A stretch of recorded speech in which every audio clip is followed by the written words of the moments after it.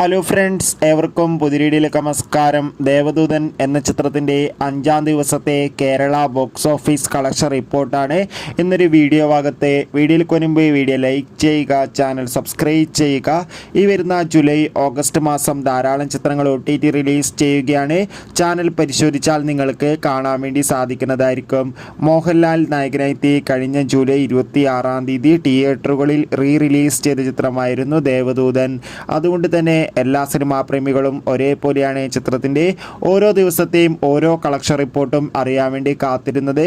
ചിത്രത്തിന് അത്യാവശ്യം ബുക്കിംഗ് തന്നെയാണ് ഇപ്പോൾ നടക്കുന്നത്. അതുകൊണ്ട് തന്നെ നമുക്ക് കിട്ടുന്ന റിപ്പോർട്ടുകൾ പ്രകാരം ഇപ്പോൾ ഇതാ ദേവദൂതൻ എന്ന ചിത്രത്തിന് 5 ദിവസം കൊണ്ട് കേരളത്തിൽ നിന്ന് മാത്രം ഏകദേശം 2 കോടി അടുക്ക് കളക്ഷൻ നേടിയെടുക്കാൻ വേണ്ടി സാധിച്ചു എന്നാണ് റിപ്പോർട്ടുകൾ സൂചിപ്പിക്കുന്നത്. എന്തായാലും കാത്തിരിക്കാം ദേവദൂതൻ എന്ന ചിത്രത്തിൻ്റെ കൂടുതൽ കളക്ഷൻ റിപ്പോർട്ടിനായി. ചിത്രം കണ്ടവരുടെ അഭിപ്രായം തീർച്ചയായും കമൻറ്റ് ബോക്സിൽ രേഖപ്പെടുത്തുക. കൂടുതൽ സിനിമാ വാർത്തകൾക്കായി ചാനൽ ഇപ്പോൾ തന്നെ സബ്സ്ക്രൈബ് ചെയ്യുക. Bye bye.